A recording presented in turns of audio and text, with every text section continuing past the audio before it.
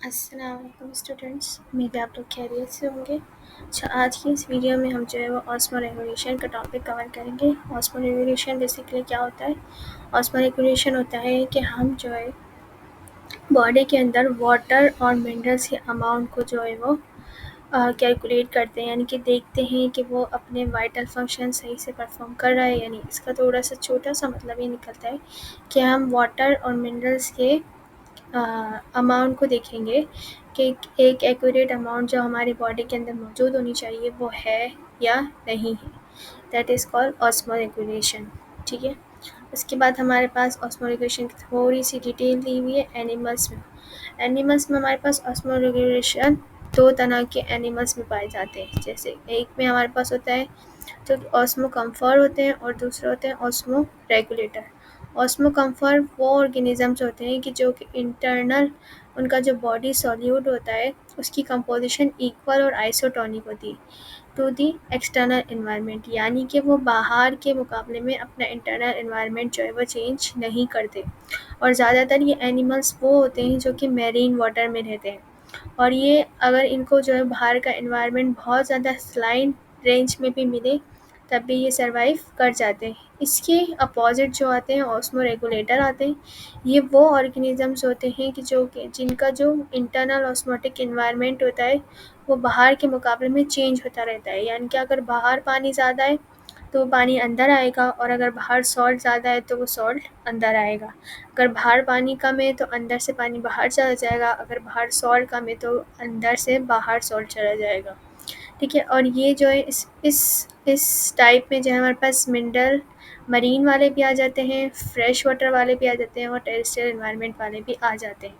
अच्छा, ये जो है वो ज़्यादा सलाइन एनवायरनमेंट में नहीं रह सकते, ये बहुत ही नैरो रेंज में जो है वहाँ पर सर्वाइव करते हैं।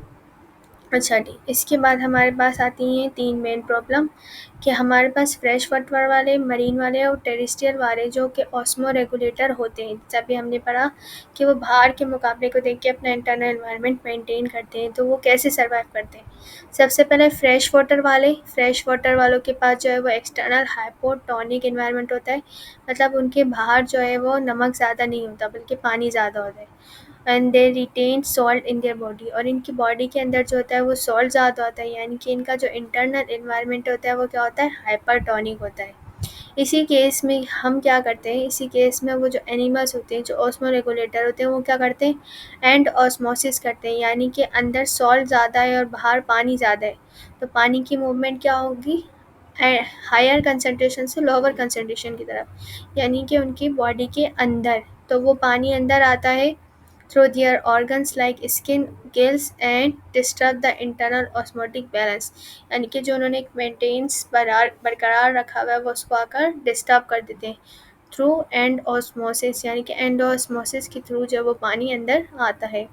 और इसी प्रॉब्लम को रिजॉल्व करने के लिए वो डिफरेंट डिफरेंट अडप्शन करती हैं, यानी कि वो अपना जो है वो एक्सेस वाटर रिमूव करती है बॉडी से। ठीक है। उसके बाद हमारे पास आते हैं मरीन एनिमल्स। ये वो एनिमल्स होते हैं कि जिनका एक्सटर्नल एनवायरनमेंट हाइपरटोनिक होता है। हाइपरटोनिक मतलब उनके बाहर जो है वो सॉल्ट ज़्यादा होता है, और इसी वजह से उनको जो है वो डिहाइड्रेशन हो जाती है। अब क्या होगा, दे नीड टू इनटेक और ड्रिंक वाटर, बट अब वो ज़्यादा से ज़्यादा पानी पिएंगे। ठीक है, लेकिन उस पानी में जो है वो अब क्या है, सॉल्ट ज़्यादा आ रहा है, तो उनकी बॉडी के अंदर अब सॉल्ट ज़्यादा जमा हो रहा है। तो उस सॉल्ट को रिमूव आउट करने के लिए वो एक ग्लैंड यूज़ करते हैं और अपना जो है वो बॉडी का जो है वो सॉल्यूट मेंटेन करते हैं। अब बात करते हैं हम टेरेस्ट्रियल की। तो टेरेस्ट्रियल में हमारे पास वो ऑर्गेनिजम्स आते हैं जो कि ज़मीन पर रहते हैं। तो उनके पास जो है वो हॉट टेम्परेचर होता है, यानी कि उनका जो एनवायरनमेंट होता है वो बहुत ज़्यादा हॉट होता है, तो उनको परसेप्शंस करने पड़ते हैं, डिहाइड्रेशन उनको हो जाती है, तो उनका जो है सेशस सॉल्ट भी जो है वो लॉस हो जाता है, जिसकी वजह से उनको जो है वो ऑस्मोटिक इम्बैलेंस होता है। तो उनको ज़्यादा से ज़्यादा जो है वो पानी पीना चाहिए और अपने ज़्यादा से ज़्यादा नमकियात वाली चीज़ें खानी चाहिए, ताकि उनका जो है वो बॉडी ऑस्मो रेगुलेशन मेंटेन्ड है। देन हमारे पास आता है कि osmo regulation in fresh water, यानी कि फ्रेश वाटर जो है वो फ्रेश वाटर वाले एनिमल्स जो है वो अपना जो है वो ऑस्मो रेगुलेशन कैसे रेगुलेट करते हैं। तो वो यहाँ पर अभी हमने पढ़ा ये फ्रेश वाटर वाले क्या करते हैं, ज़्यादा से ज़्यादा पानी पी लेते हैं।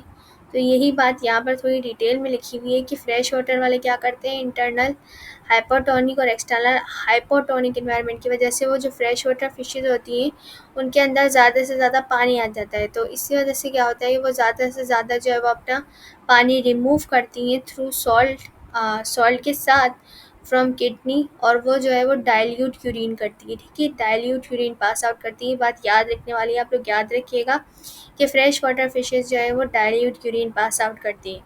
ठीक है, उसके बाद हमारे पास है, अच्छा जी, उसके बाद हमारे पास है ऑस्मो रेगुलेशन इन मरीन।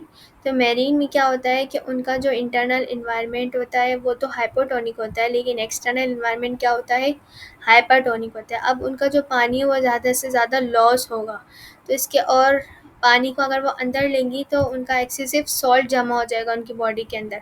तो इस एक्सेसिव सॉल्ट को रिमूव करने के लिए उनके पास एक स्पेशल टाइप ऑफ ग्लैंड होता है जिसको हम रेक्टल ग्लैंड बोलते हैं, जो कहाँ मौजूद होता है, उनके इंटेस्टाइन में मौजूद होता है। और ये सॉल्ट ग्लैंड जो है वो, कुछ सॉल्ट ग्लैंड जो है वो गिल्स में भी मौजूद होते हैं ताकि वो अपना एक्सेसिव सॉल्ट भी जो है वो रिमूव कर सके। वरना अगर ऑलवेज ही उनकी बॉडी के अंदर जो है वो सॉल्ट जमा रहेगा तो उनको हमेशा जो है वो पानी की कमी लगती रहेगी। ठीक है, उसके बाद हमारे पास एक और टॉपिक है ऑस्मो रेगुलेशन इन टेरेस्ट्रियल। अच्छा, टेरेस्ट्रियल एनिमल जो है वो उनका मॉडरेट होता है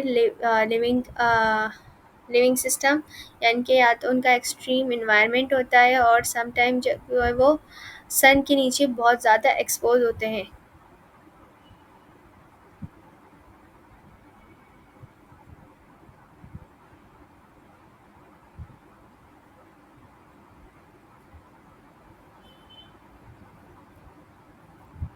सन के नीचे जो है वो बहुत ज़्यादा एक्सपोज हो रहे होते हैं, तो इसके नतीजे में क्या होता है, उनको जो है वो अपना टेम्परेचर मेंटेन रखने के लिए बहुत ज़्यादा पानी पीना पड़ता है और बहुत ज़्यादा हाइड्रेशन वाली चीज़ें लेनी पड़ती हैं। जैसे कि हम जो है वो, जब बहुत ज़्यादा गर्मी होती है तो कुछ फ्रूट्स का, कुछ एसेंशियल ड्रिंक्स का इस्तेमाल करते हैं ताकि हमें डिहाइड्रेशन ना हो।